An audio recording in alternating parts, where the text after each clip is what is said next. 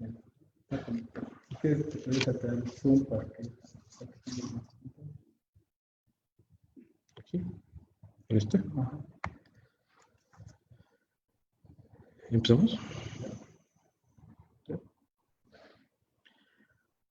Ok, bueno. Hola, muy buenas tardes. Me da gusto saludar al auditorio de esta Comisión de Derechos Humanos.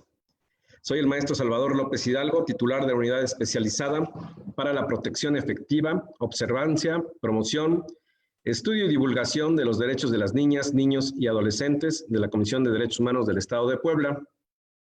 Y en esta ocasión me toca fungir como moderador de un panel que nos hablará de un tema pues muy importante, ¿verdad?, para nuestro país, para nuestro estado, debido a que toca dos de los objetivos de desarrollo sostenible, en este caso la pobreza y la educación. Y estos dos objetivos se encuentran dentro de la Agenda 2030. El tema de hoy es la educación es un trampolín para eliminar la pobreza, ¿verdad? Y sin más preámbulo, bueno, pues me permito anunciar a nuestro panel. En esta ocasión nos acompaña Carlos Enrique Hernández Quijano. Él es psicólogo, ¿verdad?, y maestro en liderazgo y gestión educativa de la Universidad Popular Autónoma de Puebla, la UPAEP, ¿verdad? Actualmente es coordinador de protección de la Red por la Infancia y la Adolescencia de Puebla, la RIA. Qué bueno que estás con nosotros, aquí Enrique. Gracias, Chava. Ahí nada más corregir, creo que hubo un problema con los apellidos de Carlos, como somos tocayos, ahí hay que... Carlos Enrique Reyes Valentín, perdón. Sí, Carlos Enrique. Tenemos dos Carlos, efectivamente. El segundo es tu tocayo, efectivamente, Carlos de Jesús Hernández Quijano. Él es exalumno del Centro Escolar Niños Héroes de Chapultepec y es expremio nacional, ¿verdad?, de la Juventud 2017. Qué bueno que estás acá con nosotros, Carlos. Al contrario, gracias a ti por la invitación. Actualmente, bueno, Carlos es secretario del Consejo de Participación Ciudadana para la Niñez y la Adolescencia en el municipio de Puebla. También tenemos con nosotros a Jorge González. Él es licenciado en Comercio Internacional y maestro en Negocios Internacionales por la Universidad de las Américas Puebla y tiene un diplomado en Educación por la Universidad Anáhuac. Bienvenido, Jorge. Gracias, Salvador. Buenas tardes. Él es el presidente de la Unión Poblana de Escuelas Particulares AC, donde están afiliadas más de 100 escuelas. Finalmente, tenemos a Fernando Salinas Martínez. Él es licenciado en Administración y maestro en Administración por la Universidad Popular Autónoma de Puebla, la UPAEP, y él es el coordinador regional de desarrollo educativo en Chignahuapan, donde dirige más de 500 escuelas de la región. Bienvenido, Fernando. Muy bien. Mucho gusto saludarlos. Mucho gusto. Bien, vamos a empezar. El tema por el cual estamos reunidos es la educación, un trampolín para eliminar la pobreza. Y sin más preámbulo, vamos a dar inicio a este conversatorio y le cedo la palabra primeramente a Enrique. Enrique, por favor, gracias. Muchas gracias, Salvador. Buenas tardes a todas y todos. Muchas gracias a la comisión por la invitación y muchas gracias por apoyar este conversatorio que me parece sumamente importante, no solamente por el momento coyuntural en el que estamos viviendo, sino por el momento histórico del país. Yo comenzaría respondiendo la pregunta, si es un trampolín para la pobreza en México. La educación, bueno, preguntaría qué tipo de educación, ¿no? Porque sabemos que hay varios tipos de educación. Educación no formal, educación formal, educación informal, educación emocional, etcétera, etcétera, etcétera. Hoy voy a hablar sobre todo de la educación en derechos humanos, que es lo que yo más trabajo y que me parece, no solamente por mi perspectiva profesional, sino por la situación en el estado de Puebla, que es prioritaria, la formación humana y la educación en derechos humanos de niñas, niños y adolescentes. No pensando la educación como una solución mágica, porque a veces me parece que decimos la educación es la solución, ¿no?, a los problemas del país. No es una solución mágica, eso es un error que creo, de estrategia, porque la educación no es un privilegio, la educación tiene que ser un derecho, y en ese sentido, entonces, no creo que la solución sea la igual, sino creo que es una herramienta que puede contribuir a la solución y la reducción de las brechas de desigualdad. Creo que si hablamos de pobreza, tenemos que hablar siempre de desigualdad, porque es lo que pasa en nuestro país, y en ese sentido no nos puede dar automáticamente la solución, y menos en un país que aproximadamente destina el 6.5% del Producto Interno Bruto a educación, cuando hay países que el mínimo de porcentaje del PIB es el 10%. La situación presupuestaria es una cantidad mínima que genera un círculo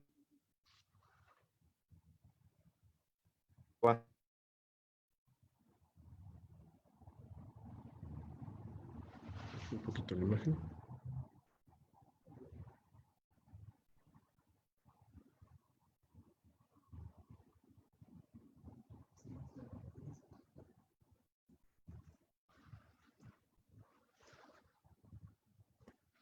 A ver.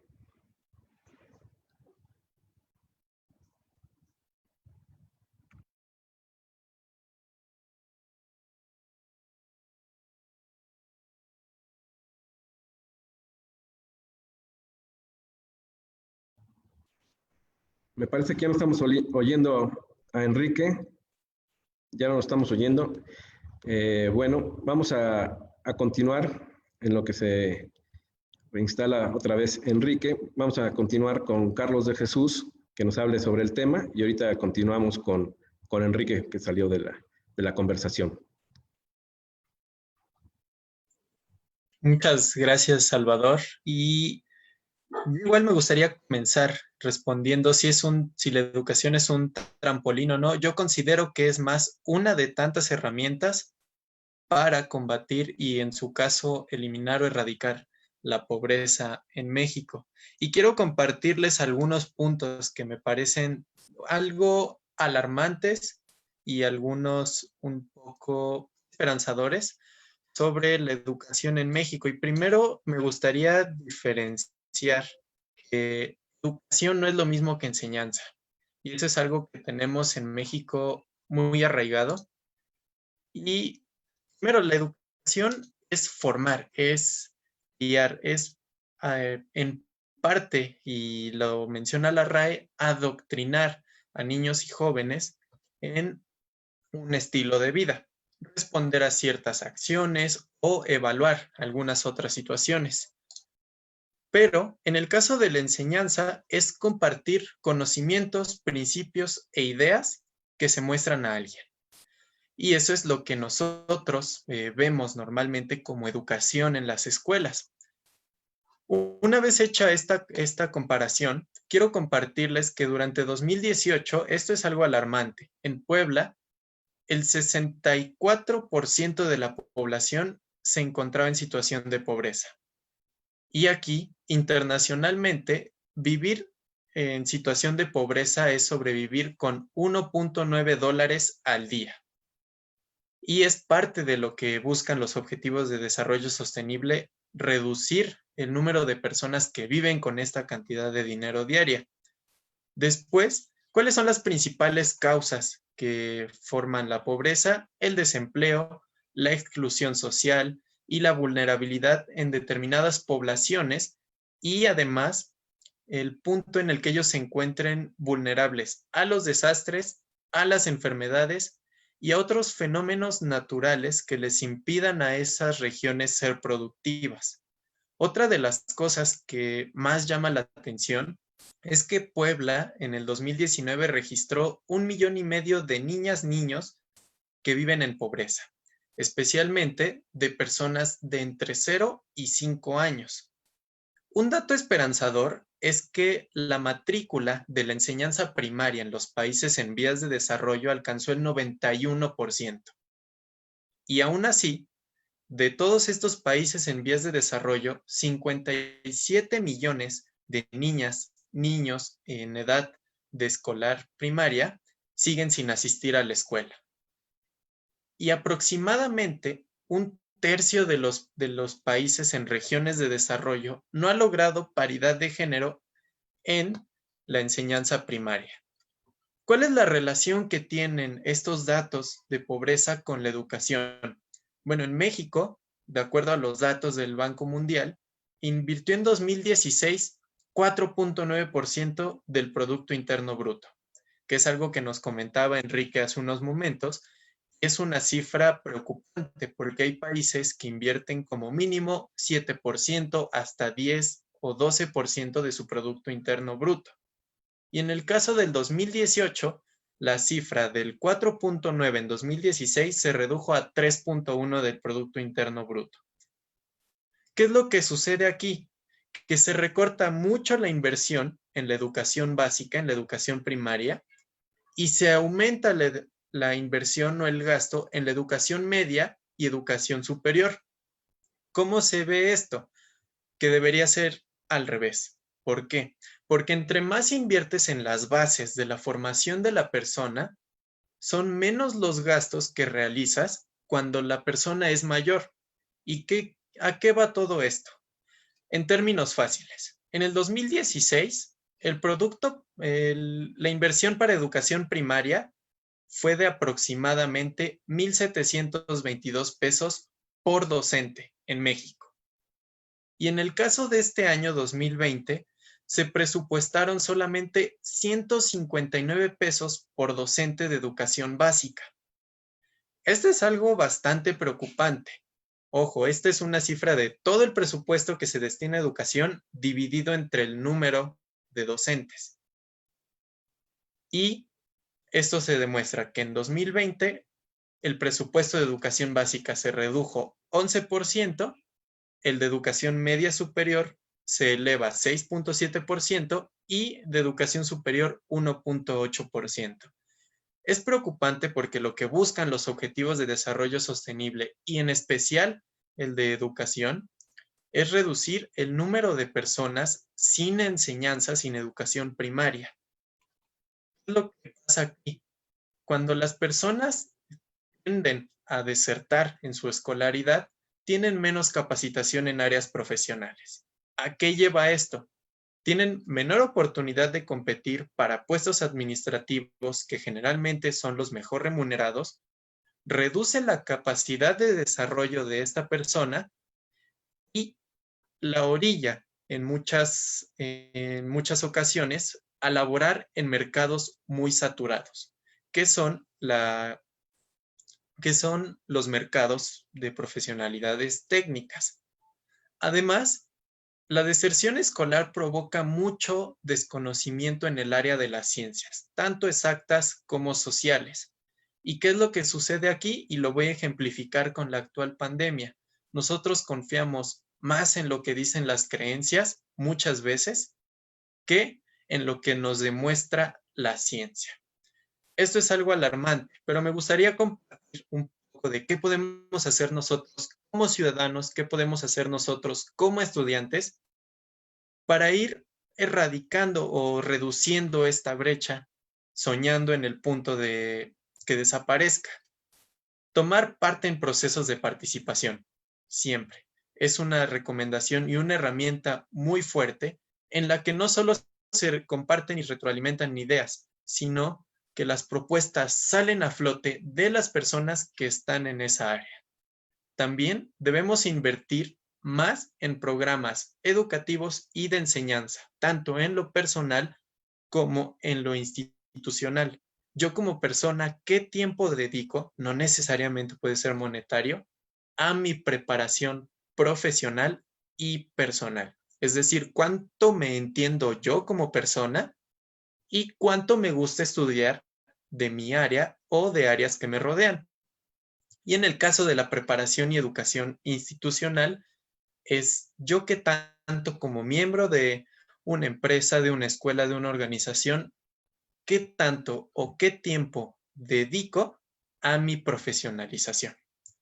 Y por último, es que invertir en la educación básica otorga muchos más beneficios, porque aquí es donde impulsas a la persona que incluso en algún caso extremo puede desertar en la educación media superior o superior, pero si tiene bases fuertes, generalmente el autoestudio o el estudio por su cuenta va a salir a flote, que es también lo que genera por obligación estas situaciones.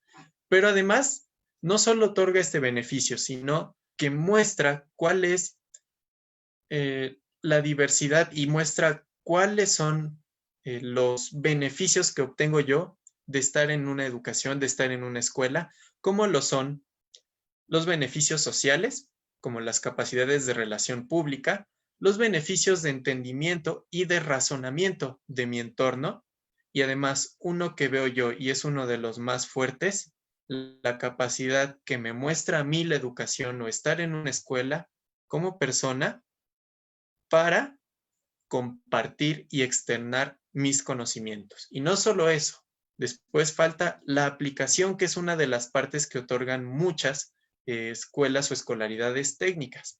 Si logramos que desde la educación básica se visualicen cuáles son las aplicaciones de los conocimientos que se nos muestran, lograremos que niñas, niños y adolescentes, uno, permanezcan más tiempo en la escuela y lograremos que los objetivos de desarrollo sostenible sean una meta mucho más visible. Esto es cuanto a lo que gusto compartir por ahora.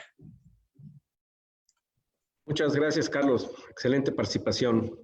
Bien, ahora continuaremos con Enrique, que se suspendió un poquito la plática que nos estaba dando. Continuamos contigo, Enrique. Sí, una disculpa, estamos en el regreso a la nueva normalidad y esto de lo digital siempre sí, hay un riesgo, ¿no? No te preocupes. Comentaba sobre la situación del Producto Interno Bruto, cosa que también ya comentaba Carlos, y posteriormente iba a comentar sobre la importancia del derecho a la educación no como solución mágica a los problemas de pobreza, sino como un derecho multiplicador. ¿Qué significa esto? Que el derecho a la educación nos da la posibilidad de aprender todos los otros derechos, fortalecerlos y por ende respetarlos. Esa es la importancia del derecho a la educación, otra vez no como solución absoluta, sino como una estrategia para promover los otros. Creo que en ese sentido, los derechos humanos en México están con 30 años de retraso, si pensamos en la Convención de los Derechos de la Niñez, y sobre todo en materia educativa. Seguimos pensando en una visión asistencialista, adultocrática y de intereses individuales, políticos, los cuales no voy a profundizar, pero que todos sabemos y que todos estamos contextualizados.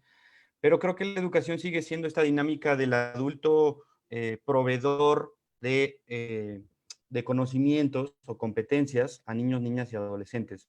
Y falta la capacitación en derechos humanos para la docencia. Si hablamos otra vez, retomando lo que decía Carlos, el presupuesto que se destina a capacitación docente, pues es poco. Y si pensamos la capacitación docente en materia de derechos humanos, pues es menos, ¿no? Cosa que necesitamos mucho más. Creo que ahora hay que priorizar la formación en empatía, conciencia y responsabilidad social antes que las competencias. Otra vez el coronavirus vino a visibilizar esa dinámica y la conciencia y responsabilidad social no como un eslogan, sino como un compromiso. Luego podemos ir al tema de las poblaciones vulnerables. Voy a hacer énfasis sobre todo en las poblaciones indígenas y las poblaciones afromexicanas, los cuales están completamente olvidados porque seguimos concibiendo la educación desde una perspectiva urbana y no visibilizando las poblaciones rurales que probablemente necesitan mucho más esfuerzo y mucho más compromiso.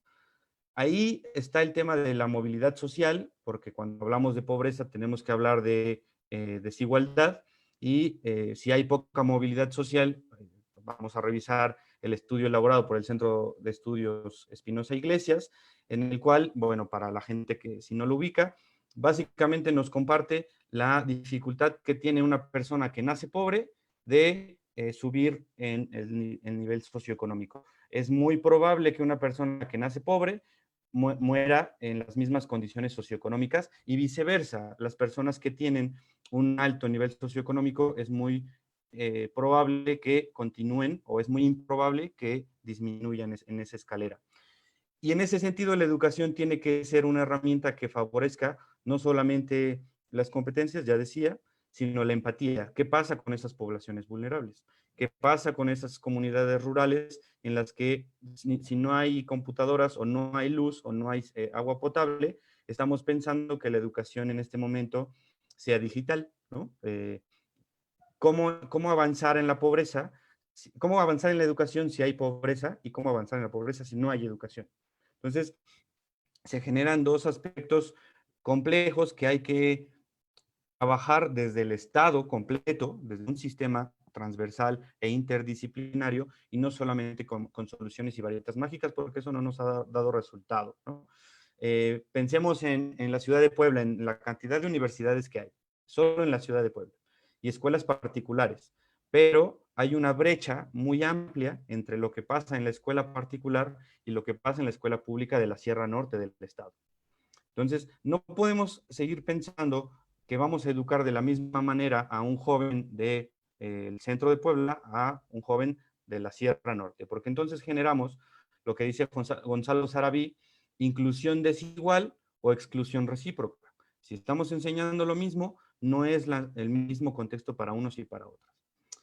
Para eso es necesario fortalecer el enfoque de derechos humanos de niñas, niños y adolescentes. Y ahí hay un documento que está olvidado, parecería, y que solamente pocas personas manejamos, que es la Convención de los Derechos del Niño, que este año en México se celebran 30 años de su ratificación. Esa Convención de los Derechos del Niño viene a reformar todo lo que pasa a nivel de infancia y adolescencia y tiene 4 principios fundamentales. Supervivencia y desarrollo, que hay que garantizar y el Estado tiene que garantizar que niños, niñas y adolescentes crezcan en las mejores condiciones. El principio de interés superior, eso significa que todas las decisiones que tomamos como adultos tenemos que priorizar el desarrollo de niños, niños y adolescentes. Y ahí pongo un paréntesis, porque la nueva escuela mexicana y la nueva ley de educación en Puebla, ¿dónde está su transversalidad con la Convención de los Derechos del Niño? Parecería un discurso, un manual de buenas intenciones, pero en los cómo, ahí yo tengo muchas dudas, y en la capacitación docente mucho más. Pero bueno, cierro paréntesis. La Convención de los Derechos del Niño tiene estos 4 principios, ya decía, supervivencia y desarrollo, interés superior, no discriminación, y ahí retomo otra vez a las poblaciones vulnerables, por pobreza, por raza, por cultura, por género, etcétera. ¿Cómo estamos educando a esas minorías? Y la participación. ¿Hasta qué punto estamos escuchando la opinión de niñas, niños y adolescentes y tomando en cuenta ese punto de vista? Yo escucho en círculos cercanos y en mi trabajo que niñas, niños y adolescentes han tenido dificultad para este aprendizaje digital en este momento, ¿no? Entonces, ¿hasta qué grado hemos escuchado su opinión y nos hemos adaptado nosotros como adultos a niñas, niños y adolescentes y sus necesidades? Claro, hay una gama de procesos complicados. Si a adultos nos cuesta trabajo muchas veces por cuestiones generacionales el tema digital, ¿cómo vamos a enseñar eso a niñas, niños y adolescentes? No enseñemos como un proveedor, enseñemos en un intercambio de empatía y de conocimientos que fomenten valores, ¿no? Eso es lo que yo creo que es la participación. Y ya Carlos comentaba sobre los objetivos de desarrollo sostenible, que sí están en la agenda pública, pero yo no lo veo en las aulas. En las aulas, como enseñanza, niñas, niños y adolescentes, los niños y niñas no conocen tanto los objetivos de desarrollo sostenible.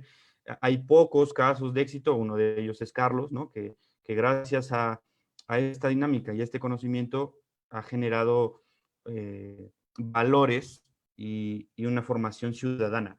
Pero otra vez, en las poblaciones vulnerables no lo veo. Y la nueva escuela mexicana creo que debe priorizar esas poblaciones vulnerables. Bueno, retomando toda esta orden de ideas, porque creo que el tema es muy profundo y podríamos hablar mucho más, creo que hay que priorizar los derechos humanos ahora, porque la vida es más importante que el sistema financiero. El sistema financiero solamente puede apoyar a la vida y al desarrollo humano, pero la prioridad deben ser las personas integralmente. Y luego hay que fomentar la inclusión en todo sentido, y eso no tiene que ver nada más con un desarrollo profesional, sino con un desarrollo personal. Los derechos humanos tocan nuestra vida y no solamente es un tema jurídico, sino es un tema que debe ser regido por todos y todas. Para concluir un poco, creo que la tarea del Estado es aumentar el presupuesto con el objetivo de que más personas conozcan el enfoque de derechos y podamos hablar de niñas, niños y adolescentes agentes de cambio, no adultos dadores de buenas intenciones. Y todas y todos los ciudadanos y personas que estamos en este lado de la dinámica, observar que el derecho a la educación se cumpla y manifestar cuando no se cumple. Dejemos esa visión adultocrática, dejemos de hablarle a niños, niñas y adolescentes como si fueran menores en el sentido de menor persona, porque no lo son. Vamos a darles su palabra y su opinión. Y creo que estos ejercicios como los de hoy, bueno, ponen en la mesa que la educación debe trabajarse desde una forma profesional y la opinión debe basarse en los derechos humanos. Parecería una redundancia, pero creo que es necesario insistir en el tema y no acatar intereses políticos individuales o de pequeños grupos. Eso es todo por mi parte, Chava. Muchas gracias. Muy bien, Enrique, perfecto. Me encantó, muy bien. Bien, continuamos con las siguientes ponencias. Ahora le toca el turno a Jorge González González. Te damos la palabra, Jorge. Gracias, Salvador. Buenas tardes a todos. Gracias por la invitación. Veo yo muchos puntos en coincidencia con algunas cosas que yo voy a compartirles. Quiero empezar pues por lo más evidente, ¿no? Que el derecho, que la educación, antes que todo, pues es un derecho humano. La educación es un derecho humano, su acceso a ella es un derecho inalienable para la niñez, los adolescentes y todos los jóvenes. Y en el tema de si la educación elimina la pobreza, pues esta es una teoría, ¿no? La teoría es que sí, la educación es una herramienta para salir de la pobreza, ¿sí? Pero alrededor de esta teoría, pues encontramos un sinfín de características de lo que ya los demás han hablado, en las que yo coincido en algunas de ellas, pero creo que también es parte de esta teoría o parte de cómo debemos hoy ver la educación, es una sinergia entre quienes estamos en el ámbito de la educación, llámese el Estado, los particulares, los diferentes niveles, ¿no? Desde la educación inicial hasta la educación superior, con también quienes hoy tienen la enorme responsabilidad del emprendedurismo, porque resulta que por más educación que se tenga, si continuamos ahí con alguna dinámica en donde solamente pensamos lo que Carlos al principio decía, bueno, ¿qué acceso tenemos al final de la historia como profesionales a la parte de los empleos, de las oportunidades laborales? Y es una sinergia que ha costado, que tal vez las universidades han logrado un poco más, pero que muchas veces los otros niveles que manejamos no lo logramos. Y entonces cuando se da la deserción escolar o la falta de educación por las diferentes circunstancias, sea de región, de cuestiones económicas, pues sí, seguimos teniendo una gran población con acceso a empleos no formales, a empleos no bien remunerados. Y por ahí venía un concepto que Enrique compartió, que es el de movilidad social, con el que yo estoy muy de acuerdo, en donde, pues, ¿qué es la movilidad social? Una persona que pueda superar su situación de origen, ¿no? Y lograr una mejor condición de vida respecto de sus antecesores. En este caso, muchos estudios hablan de sus mismos padres y que lo hagan a través de la educación. Aquí yo complementaría lo que Carlos decía al principio, en donde sí es educación con una no le pondría yo un versus, yo le pondría con una combinación con enseñanza, ¿sí? Educación como sistema, de lo que hoy las escuelas trabajamos, pero también una enseñanza en donde esté involucrado o de 360 grados, en donde nos involucramos la sociedad, los docentes, la escuela, con quienes las dirigen, y también sus propios entornos, sus familias. Porque muchas veces en la escuela, en la experiencia que nosotros tenemos como escuelas particulares, en los diferentes niveles, ya sea de educación básica o media superior, pues hemos visto, de no ser por los últimos 3 meses, el involucramiento de las familias a veces es complicado por sus tiempos laborales, sus cuestiones, sus tiempos sociales, sus propias problemáticas. Y entonces el niño o el estudiante de repente se va solo y no llegamos a lograr los objetivos que no quisiera yo solo poner en lo que hoy llaman la nueva escuela mexicana de los aprendizajes esperados, ¿no? Esas son las herramientas. Pero aparte de las herramientas en la educación y en la enseñanza, ¿qué hay? Algo que ya mencionaron Enrique y Carlos.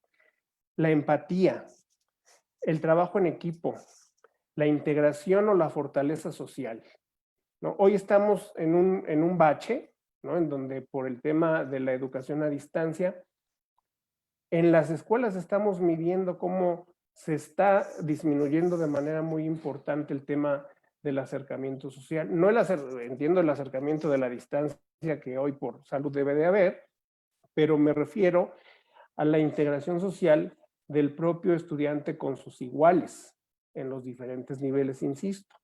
Y de ahí la importancia de la educación escolarizada también, con refuerzo de la educación en casa. Y yo lo dividiría así. La educación que nos corresponde a quienes hoy ejercemos esta actividad y la enseñanza que en la casa logramos obtener como en sinergia con la escuela.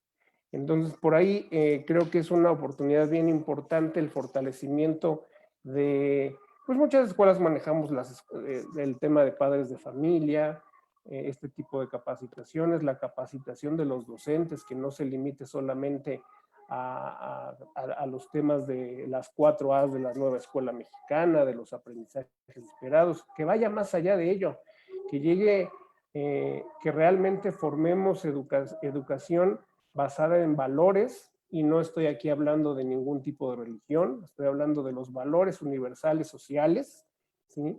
Estoy hablando de ese concepto que ya los dos manejaron y que creo yo que es el más importante hoy y más en estos momentos de crisis, que es la empatía entre los estudiantes, la empatía con la autoridad, con las familias, con la organización escolar y con quienes al final de la historia crean las oportunidades después de la educación, que son los emprendedores. A mí no me gusta llamarlo empresarios porque no todos lo son, y de tal forma que la correlación entre la educación y el progreso ocurre siempre y cuando la economía sea creciente, siempre y cuando el proyecto económico de un país tenga como pilar un conocimiento avanzado de la tecnología, de valores y de un concepto que hoy tenemos que manejar forzosamente todos, que es la alta ética. Yo creo que este concepto de alta ética está completamente relacionado a ambos conceptos, educación y enseñanza, ¿sí? Entonces, para que la educación sirva como un instrumento en la mejoría de la calidad de vida, pues evidentemente tiene que ser educación de calidad, tiene que estar relacionada con el crecimiento económico desde el propio seno familiar y la proyección de la persona hacia la sociedad, que genere empleos, que genere, y si no son empleos forzosamente, que genere espacios de desarrollo, que a través de la educación y la enseñanza se generen estos espacios que como resultado nos lleven a la reducción de la inequidad.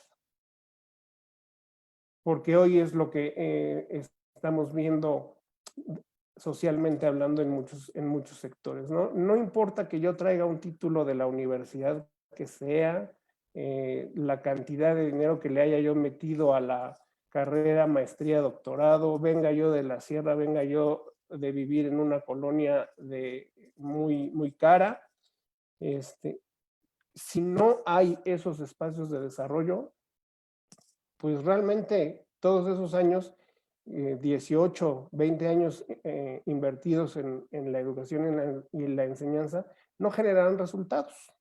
Por ahí manejaban también el concepto de la importancia de la educación, de la educación básica, con la que nosotros estamos muy de acuerdo en la Unión de Escuelas Particulares de Puebla. Pues la inmensa mayoría de los asociados somos educación de nivel inicial hasta bachilleratos, y eso es lo que vemos. Muchas veces pensamos en decir, oye, pues no importa, que no vaya a cursar el tercero de kinder, ¿no? Pues, poniendo un ejemplo. No, pero ¿qué pasa con el seguimiento del niño? ¿Qué pasa con el seguimiento de todo lo que en este caso en la primera infancia, de los 0 a los 6 años, se fortalece y se instituye en los estudiantes? Entonces, la no escolarización sí disminuye las capacidades profesionales a futuro. Entiendo que hoy debemos buscar modalidades como la que ya hemos implementado en estos tiempos, y que seguramente en el corto plazo permanecerán, esperando que sí todo sea una vuelta a la nueva normalidad, con la participación del estudiante en el aula, porque es importante que la educación continúe y hoy hayamos aprendido que se combine con la participación de los demás actores, que son la autoridad, que son los entes capacitadores, que son las familias. Y ahí es en donde entra ya no solamente la educación como un sistema, sino también como enseñanza. Porque, ok, la empatía sí hay que trabajarla, la integración social hay que trabajarla, pero ¿qué sucede cuando traemos en el aula programas de valores para fortalecer la empatía? Pero resulta que en una infinidad de grupos de moda que hoy tenemos de WhatsApp, allá afuera tenemos grupos completos que no estamos en empatía, ya sea con el docente, ya sea con el compañero, ya sea con la autoridad. En estos últimos, del 11 de mayo al día de hoy, sin profundizar, pues también ha habido muchas posturas al respecto. ¿Y por qué no mejor sentarse siempre a trabajar de manera propositiva, tanto hacia la autoridad como hacia las comunidades de padres, de estudiantes, y también a quienes decidan no permanecer en la escuela? ¿De qué forma vamos a apoyarlos para que no se pierda la educación y la enseñanza? Aquellos que en septiembre van a decir, aún tengo miedo, no quiero regresar, sin causar una desaparición de la escolarización, porque en este momento no somos un país que esté preparado para ello y que podría causar severas afectaciones en el desarrollo, pues posiblemente de los universitarios ahorita ya están enrolados, ya no, pero sí de los que vienen abajo, de los bachilleratos, secundarias, primarias y preescolares. Entonces, pues esa es lo que nosotros vemos. La educación evidentemente es una responsabilidad muy grande que debe estar en manos calificadas. Hay que fortalecer mucho la capacitación docente, eso es un hecho, y crear programas de capacitación docente, pero no solo para quien tiene el título de maestro, sino que la capacitación docente debe estar involucrado también el padre de familia, y más adelante, cuando los estudiantes ya son adolescentes y jóvenes, ellos mismos deben también capacitarse en estos sistemas de educación y enseñanza. Y entonces con eso yo digo que la educación sí es un trampolín para eliminar la pobreza. No es necesariamente la pobreza económica la que se elimina, pero pues también la pobreza cultural se trabaja, y también la pobreza cultural se elimina mediante la educación. Y tenemos que avanzar a que la educación también nos dé oportunidades de mejora a cada uno de los estudiantes, y no por preferencias. Hay que erradicar el tema de las contrataciones, por ahí decían, de los cuates, que estas políticas de contrataciones que hoy muchos emprendedores o empresarios tienen de la herencia, el amigo, el familiar, se terminen y que hubiese un sistema en donde realmente yo evalúo al perfil que voy a contratar por las habilidades, las capacidades y el nivel de profesional que tiene, ¿sí? Y todo esto es después de ¿qué? Pues de un proceso de educación y enseñanza.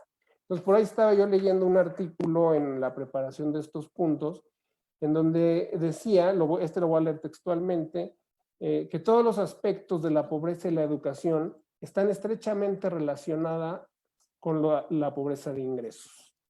La pobreza de la educación es el principal factor responsable de la pobreza de ingresos, y la pobreza de ingresos, a su vez, no permite a la gente superar la pobreza de la educación. Esto me lleva a pensar que estamos concatenados. Si no tenemos el proceso de educación e enseñanza, no lograremos salir de la pobreza cultural y la pobreza económica. Entonces, mi conclusión es que sí, la educación en combinación con la enseñanza es un trampolín para eliminar la pobreza, y que nos hace falta sin duda fortalecer algunos aspectos como los que se manejaban al principio, de temas sociales, ¿no? De la empatía, trabajo en equipo, porque ¿qué está sucediendo hoy que trabajamos a distancia? Pues sí, evidentemente la conciencia del trabajo en equipo está reducida. La empatía está reducida porque hoy todos tenemos un temor ante una enfermedad, y entonces me cuido yo me pongo mi cubrebocas, no convivo, escucho toser a uno y salgo corriendo. Es un momento particular que nos tiene que llevar a fortalecer nuevos sistemas de cómo transmitir a los estudiantes o a todo aquel que quiera estar en la educación, cómo transmitirles la necesidad y la importancia de este trabajo en equipo, de la empatía, del fortalecimiento social, sin dejar a un lado el aprender, el experimentar y el tener contacto, pues no solamente con una libreta, un libro o una plataforma virtual, sino con experiencias vivenciales, que sean las que hoy realmente eduquen y enseñen a los estudiantes pues el ámbito de su preferencia, su vocación. Esos son los puntos que yo por el momento tengo para compartirles, y alguna conclusión si es que se va a dar. Muchas gracias, Jorge. Excelente tu ponencia. Bien, ahora vamos a continuar con nuestro último participante, con Fernando Salinas. Por favor, Fernando, gracias. Buenas tardes a todas y a todos. Agradezco mucho este espacio para hablar sobre este tema de la educación y pobreza, que es fundamental. Comentarles que es importante primero definir lo que es educación, también lo que es pobreza. De acuerdo a Aníbal León y entre otros muchos autores, Platón, Sócrates, ellos manejan la palabra formación del ser humano en la cualidad moral. ¿A qué da a entender esto? Que cuando hay una educación donde se forma de manera puntual en principios, en valores e ideales, estamos construyendo a un ciudadano que va a aportar beneficios para la construcción de los pueblos. La pobreza la define la UNESCO en el 2015 como la base o la parte etaria donde necesita satisfacer las necesidades a través de la parte económica. Yo entiendo esto como un poco más materializada esta definición, más sin embargo hay otros autores que mencionan la pobreza como una parte también, dependiendo el sentido que se le dé, tanto moral o en otros rubros. He tenido la oportunidad de estar trabajando en preescolares, en primaria, en secundaria y en bachilleres. Actualmente atendemos los mismos niveles en la región. de la Sierra Norte de Puebla. En la región, también comentarles que nuestras maestras y maestros están trabajando por el bien de la niñez, de las niñas, niños, adolescentes y jóvenes. Y es muy importante comentarles que la pobreza es un factor fundamental para el logro, el desarrollo integral de las niñas, de los niños, jóvenes y adolescentes.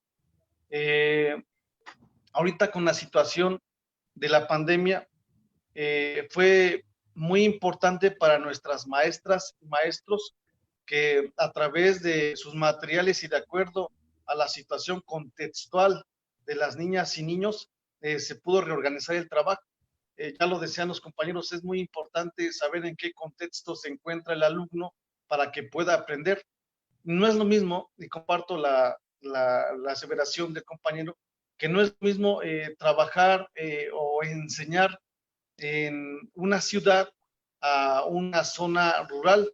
¿Por qué? Porque los contextos cambian, los materiales cambian, la forma de trabajar cambia, los usos y costumbres son totalmente diferentes. Entonces, debemos de trabajar muy a la par y muy adecuado para que la educación que se imparta, las estrategias de enseñanza, aprendizaje sean lo más oportunas y puntuales. Hoy con la nueva escuela mexicana nos dice algo muy fundamental sobre cómo debemos de ir trabajando con las niñas, niños, adolescentes y jóvenes.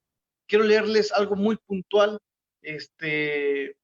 donde dice que la nueva escuela mexicana tiene como centro de formación a las niñas, niños, adolescentes y jóvenes.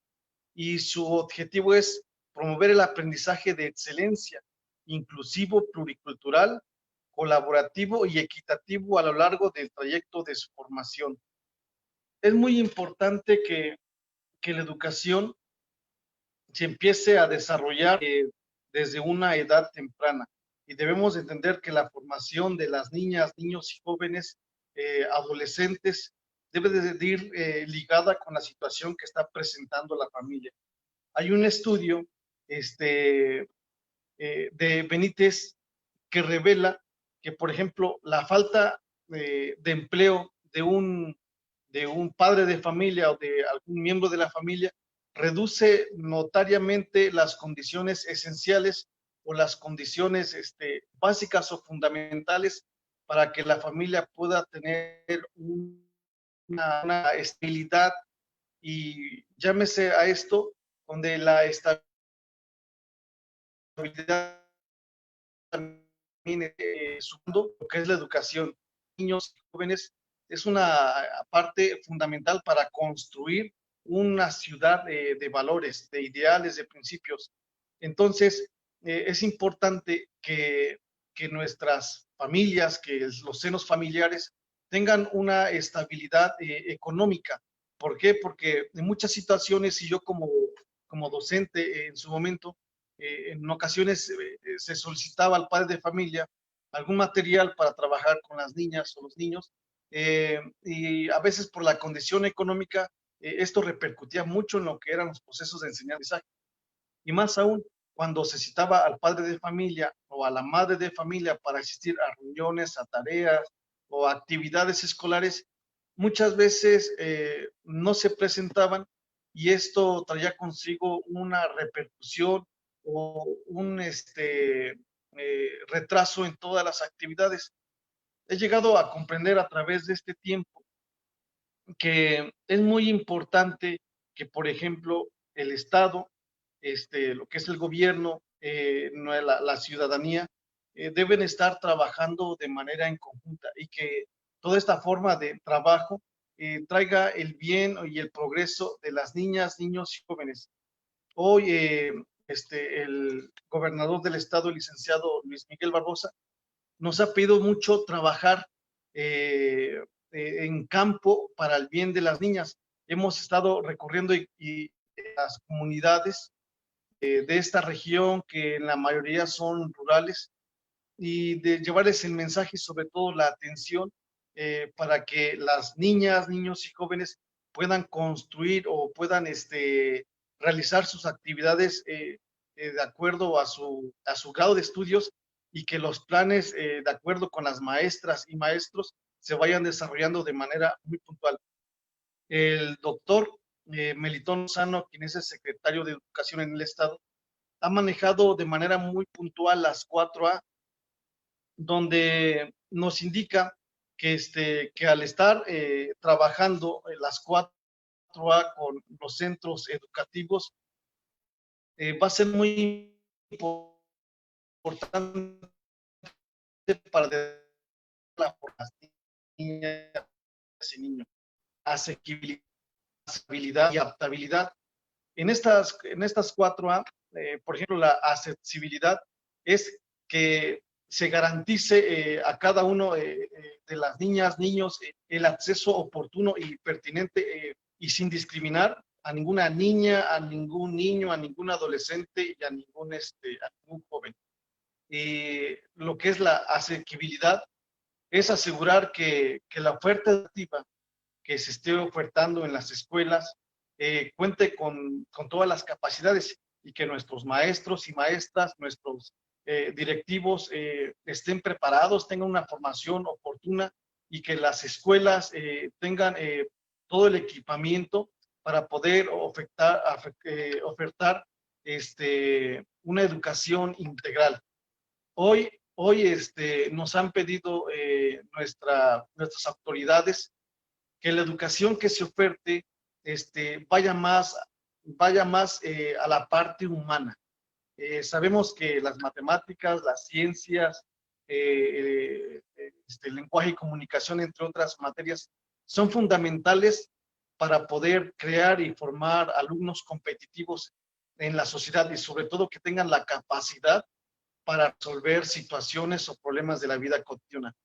Pero también nos hemos olvidado un poco de la parte humana. Es importante que a nuestras niñas, niños, jóvenes, adolescentes en las escuelas estén desarrollando todas las partes educativas, pero si bien es cierto, toda la parte moral, al lado de las maestras y maestros, se ha pedido muchísimo, se ha hecho mucho énfasis en que ir desarrollando todas las actividades de manera muy puntual, y sobre todo que la educación esté basada en valores. Me viene a la mente ahorita una frase de Benito Juárez, y él decía algo muy puntual y algo que hemos recalcado mucho en los escenarios donde hemos estado, que en esta vida los hombres no son nada, pero más sin en cambio sus principios, sus valores e ideales lo son todo. ¿Y a qué me lleva esta parte o esta reflexión de Benito Juárez? Que para poder construir o poder tener una educación más formal, y sobre todo que esta educación tenga el objetivo de formar y de crear una sociedad diferente, es importante dar énfasis en los principios y en valores. ¿Por qué? Porque de lo contrario va a traer unas consecuencias, y lo vemos hoy en día porque hay muchas situaciones que traen la inestabilidad en la sociedad, porque ha faltado reforzar en los valores, en los principios y en los ideales. Yo comparto la premisa, por ejemplo, de que todos nosotros como formadores, como parte de una empresa educativa que tratamos de ayudar a formar a las futuras generaciones, que la ignorancia siempre va a ser la madre de todos los vicios. Y no me refiero al vicio, por ejemplo, del alcohol, del cigarro, entre otros. No, hay muchos otros que se deben de erradicar.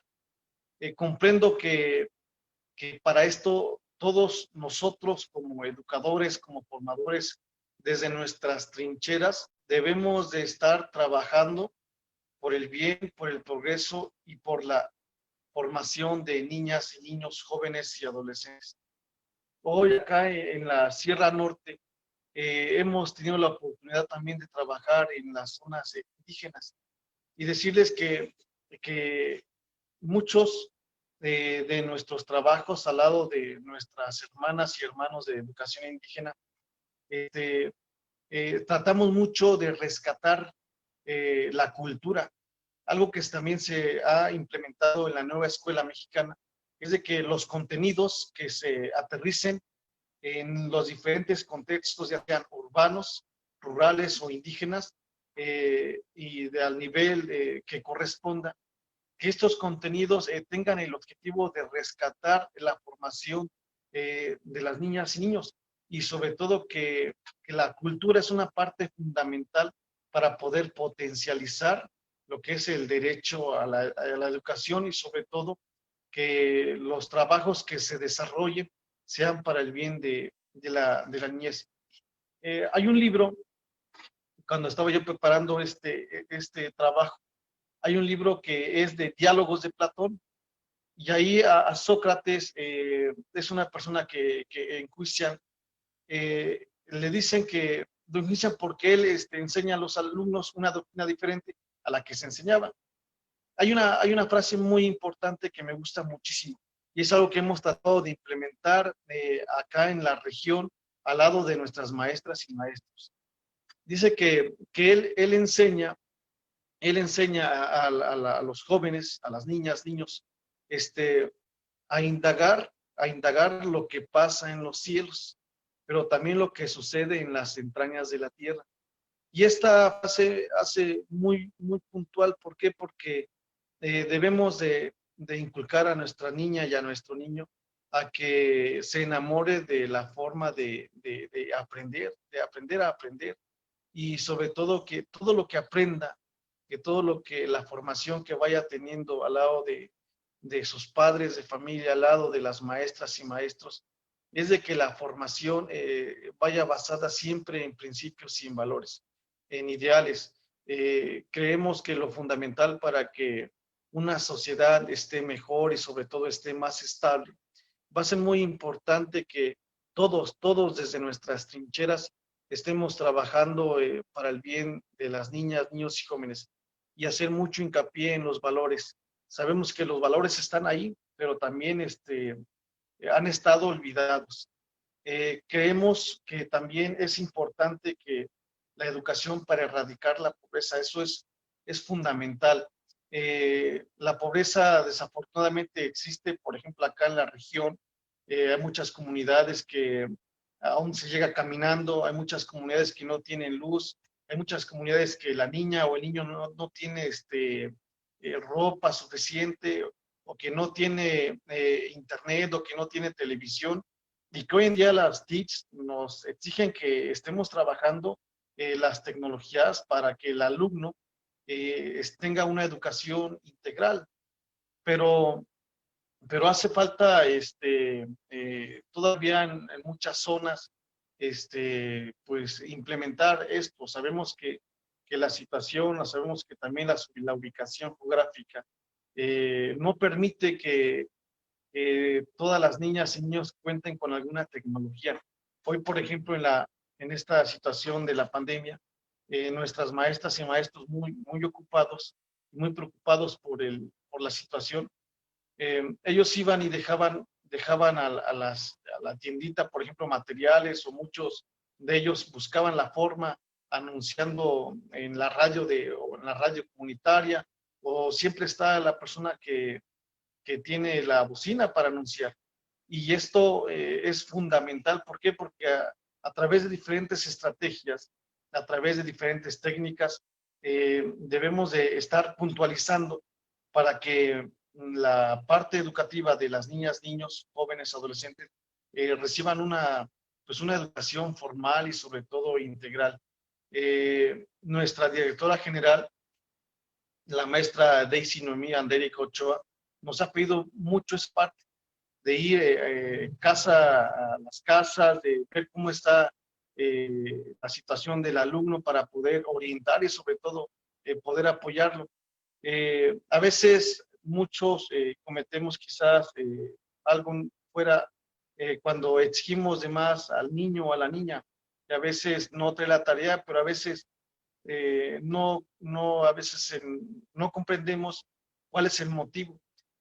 Muchas veces la pobreza que se vive, pues quizás no van desayunados, o quizás nada más comen 2 veces al día, ¿no? Y quizás la alimentación no es la más cordial para su edad. Y todos estos detalles repercuten mucho en los procesos de formación, en los procesos de enseñanza-aprendizaje. Entonces, hemos tratado de comprender mucho la situación que vive nuestra gente de las comunidades, nuestra gente de las zonas indígenas, que es complicado.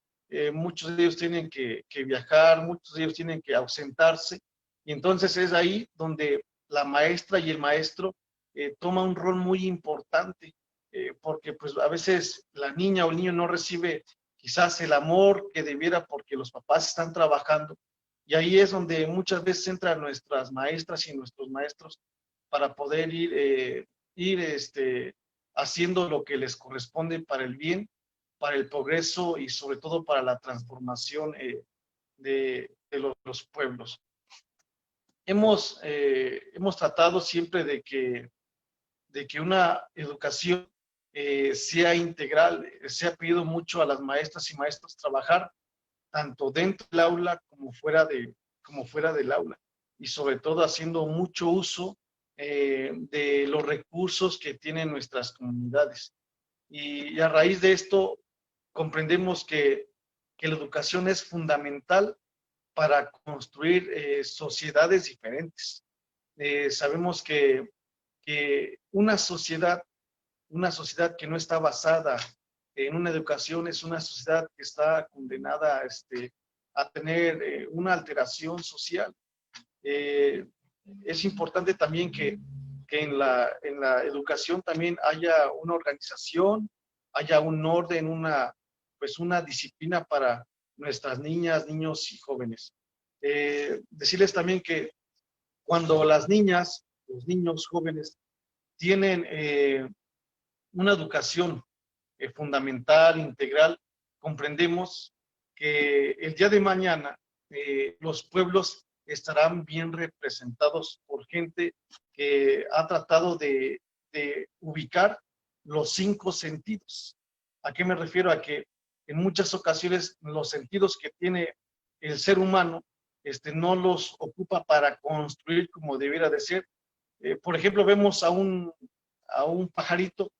El pajarito está destinado a crear nidos. Vemos a una hormiguita y una hormiguita está creada o está formada para formar hormigueros, pero el ser humano va más allá de eso. El ser humano tiene los 5 sentidos que le permiten poder desarrollar muchas actividades funcionales y multifuncionales, y que estas actividades sean de progreso para nuestras niñas, para nuestros niños y jóvenes. Hoy estamos pasando por una situación compleja, complicada, donde debemos mucho implementar en todas las escuelas la formación cívica, que realmente el alumno esté llevando los conocimientos. Es fundamental hacer hincapié en estos 2 temas, ¿no? De los conocimientos, pero que también de los valores.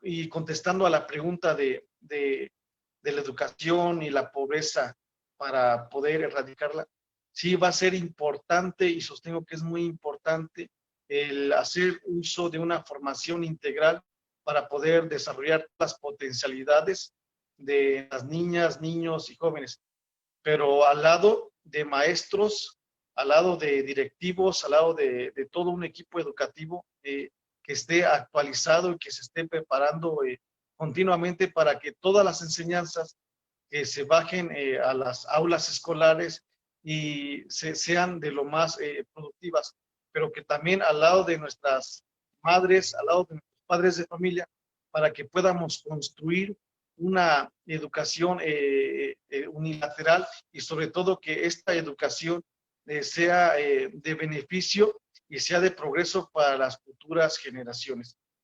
Quiero despedirme con esta con esta frase de Benito Juárez. Él hace hincapié en que, por ejemplo, la forma de trabajar o más aún la forma de ser del hombre, que va enfocada a ideales, a los valores, hacen a los hombres grandes, y los hombres grandes son el porvenir de la patria. Yo, y al lado, en la región de acá de Chignahuapan, comprende municipios de lugares de Tetela do Campo, Iztacamacitlán, Aquistla, Cuautempan, Chignahuapan. Estamos trabajando mucho bajo ese marco que nos marcan nuestras autoridades. Trabajar los valores, los ideales y los principios en cada una de nuestras aulas, pero sobre todo apoyándonos de nuestras madres y padres de familia, de autoridades, de la sociedad en general, para que nuestras niñas, nuestros niños y jóvenes sean personas de bien, y sobre todo que el día de mañana su perseverancia esté en hacer el bien a sus semejantes. Esa es nuestra participación de acá de la región que estamos trabajando, y quedo en espera de alguna pregunta, alguna inquietud o alguna sugerencia.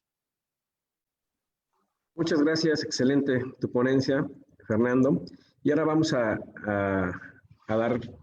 exponer unas preguntas. Van a ser breves, digamos, unos 2-3 minutos cada quien para no extendernos mucho.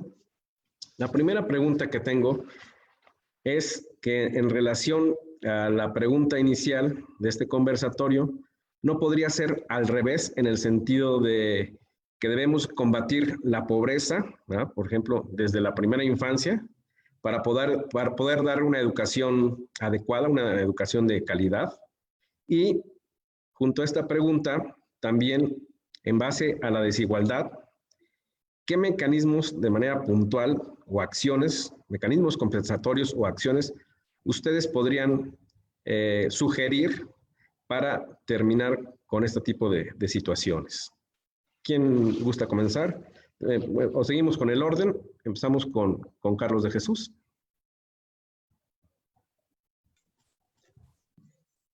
Pues la primera pregunta, entiendo si es al revés a la del panel, si la pobreza es una forma de entorpecer la educación, ¿la entiendo así?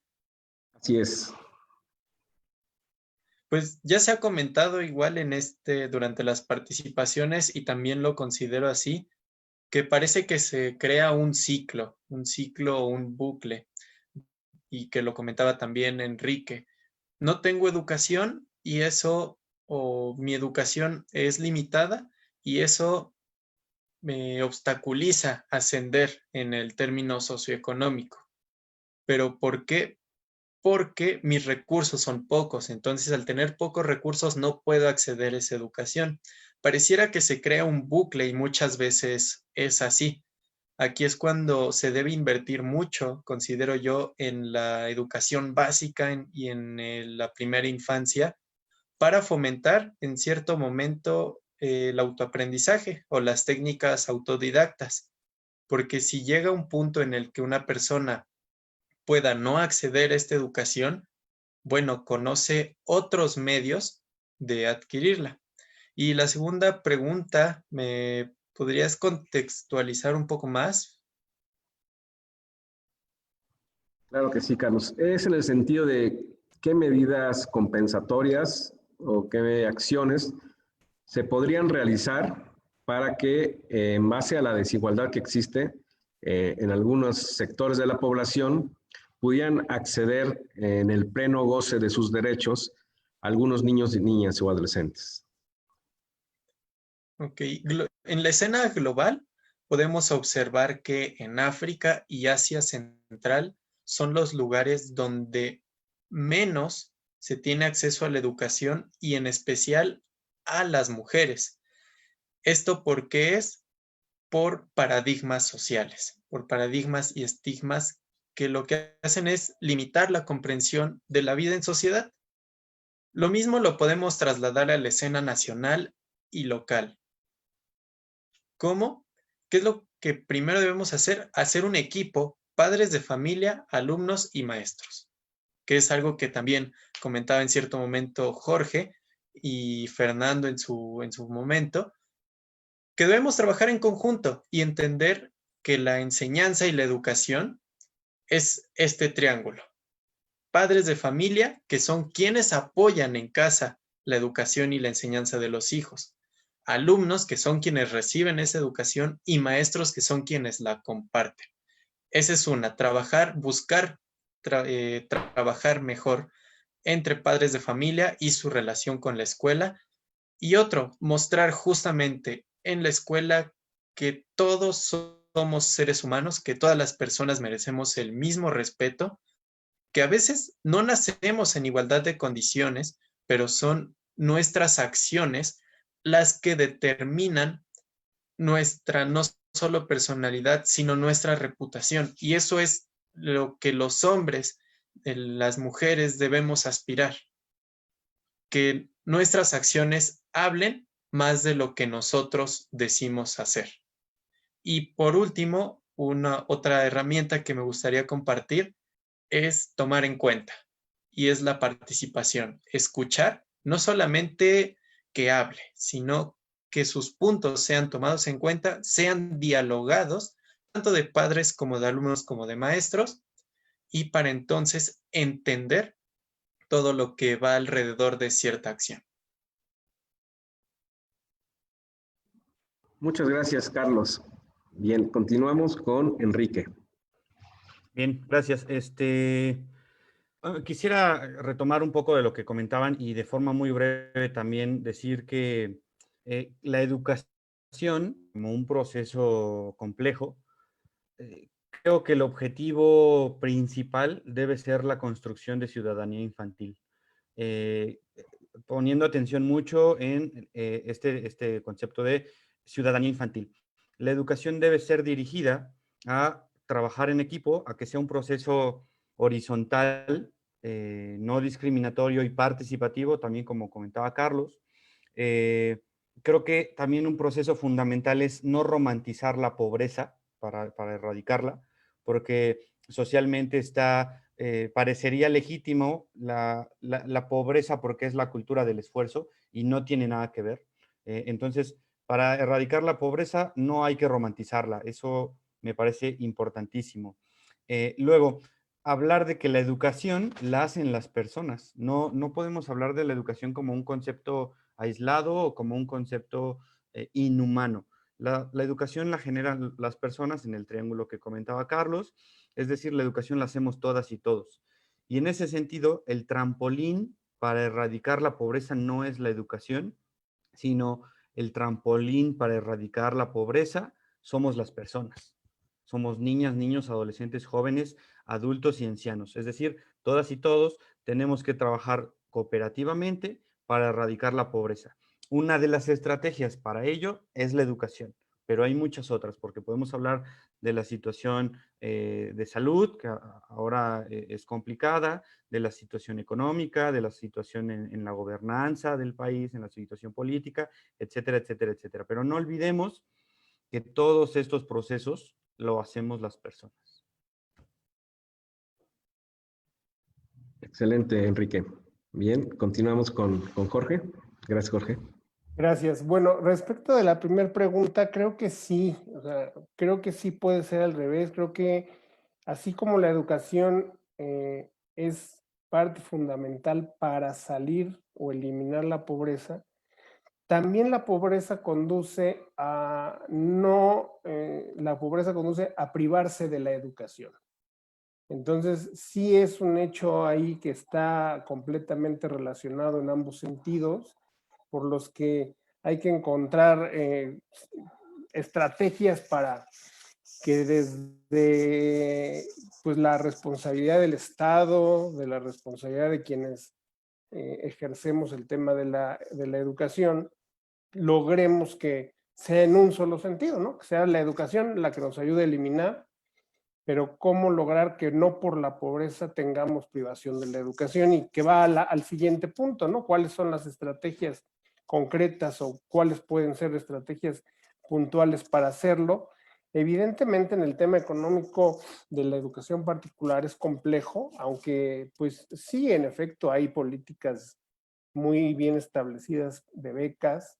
Yo puedo asegurarles que incluso en estos meses y en muchas instituciones de educación privada de todos los niveles socioeconómicos y de todos los niveles de educación, no solamente se cumple con ese 5% que la ley establece para el tema de becas, siempre se dan apoyos adicionales a muchas familias que así lo requieren, y las instituciones realmente hoy sí están preocupadas por ver que el niño permanezca en la educación, no que sea un tema completamente económico. Y de ahí voy al triángulo que decía Carlos, algo que yo ya había mencionado, en donde creo que una acción importante es hacer ver que en la educación somos aliados. En la educación no hay una relación cliente-proveedor, ya sea con el docente y el directivo de la escuela pública o con el docente y el directivo de la escuela particular. Aquí somos tres entidades que debemos de ser plenamente conscientes que es una alianza: la familia, la escuela y el alumno. Y en la medida en la que esa alianza trabaje bien engranada, creo que va a ser, es una acción bien puntual que va a mejorar mucho el proceso educativo y va a llevarnos mucho a la calidad en la educación. Y de ahí mi siguiente acción propuesta o que nosotros hemos visto es concientizar en la sociedad la importancia tanto del docente como el involucramiento de las familias en la docencia. Porque, ¿qué sucede? En este caso va a llegar el primer lunes hábil de septiembre, en donde arranca formalmente el nuevo ciclo escolar, y el papá nos va a decir, ok, bueno, pues estuve ausente 4 meses, pero en 15 días quiero que esté nivelado, ¿no? Adelante, el compromiso existe, pero creo que es el compromiso de los tres, ¿no? Del estudiante, del papá y de la institución educativa, y realmente en el mismo valor pongo y en el mismo nivel pongo la situación por la que pasamos la escuela pública y la escuela privada. Porque aquí no se trata de ver si es el que paga o el que no paga.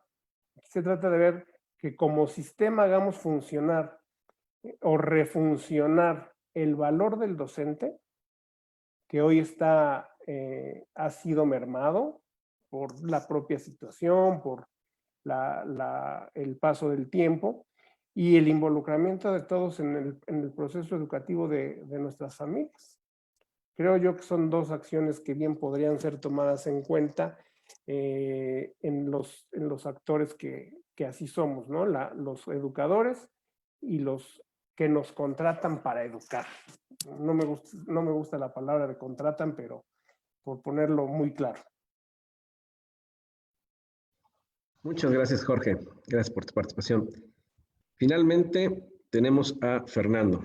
Fernando, ¿qué nos puedes decir al respecto?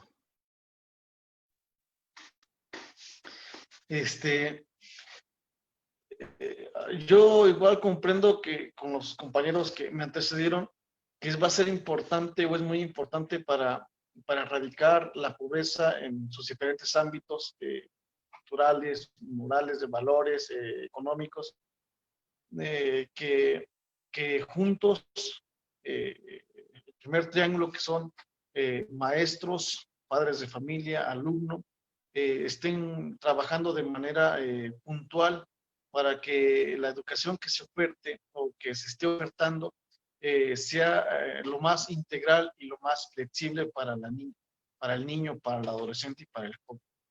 Y sobre todo que estemos realmente comprometidos. Pero hay algo fundamental también que no depende esencialmente del maestro o del padre de familia donde aprende el alumno. Es también la edad las autoridades, los medios de comunicación, porque en todo momento, en todos los espacios, la niña, el niño, el joven, adolescente está aprendiendo. Entonces, va a ser muy importante que todos juntos estemos trabajando para lograr una educación fundamental en nuestra niñez. Con relación a la segunda pregunta de qué medidas o qué acciones, hay algo fundamental que nos enmarcaba el secretario de Educación, el doctor Melitón. Es una frase que él utiliza bastante. La voy a parafrasear. Él dice que la educación es formar ciudadanía para la transformación. Comprendemos que una educación integral, basada en principios, en valores e ideales,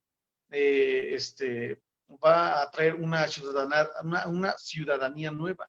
Pero para esto va a ser muy importante que nuestras madres de familia y nuestros padres se interesen o estén reforzando los trabajos de las escuelas, que cuando haya alguna reunión o alguna actividad escolar, pues deben de asistir y sobre todo de participar, porque al final de los tiempos, aquí el objetivo más hermoso que tenemos nosotros es la niña, es el niño, es el joven y es el adolescente. Entonces va a ser muy importante que todos juntos estemos trabajando para formar una nueva sensible, todo justa, que es lo que también estamos buscando en que nuestras niñas, niños, adolescentes y jóvenes sean justos. Y sobre todo que también es revalorar el trabajo de nuestras maestras y maestros. Y sobre todo de que ellos es una parte fundamental, y lo vemos ahorita con esta pandemia, ¿no? Debido a que pues no se pueden presentar por la situación, pues vemos realmente la importancia de nuestras maestras y maestros. Entonces tendremos que trabajar juntos para que a través de estas actividades podamos lograr en nuestras niñas, niños, adolescentes y jóvenes una educación integral, fortalecida, basada en valores, en principios e ideales. Es mi participación. Muchas gracias, Fernando. Y bueno, pues les doy las gracias a todos. Muchísimas gracias por su participación. Prácticamente esta última participación que tuvieron, pues es su conclusión, ¿verdad? ¿O alguien tiene alguna otra conclusión que quiera dar? ¿No? Perfecto. Pues excelente el conversatorio. Realmente va a alimentar a todos los maestros, padres de familia, alumnos que vieron este conversatorio, porque fue realmente muy, muy enriquecedor. Muchísimas gracias a todos ustedes, a todos los participantes y a todo el auditorio de la Comisión de Derechos Humanos. Muchas gracias. Gracias a ustedes por la invitación y que tengan todos muy buena tarde. Gracias. Muchas gracias. Gracias. Igual, agradecer la participación y sobre todo la invitación a este conversatorio. Creo que es fundamental para ir formándonos día a día. Y desde aquí, desde la región, de la parte de la Sierra Norte, les enviamos un fraterno y afectuoso abrazo a toda la audiencia y a ustedes, compañeros. Muchas gracias. Igualmente, buena tarde. Enrique, gracias. Gracias, Salvador, buena tarde. ¿Mi team?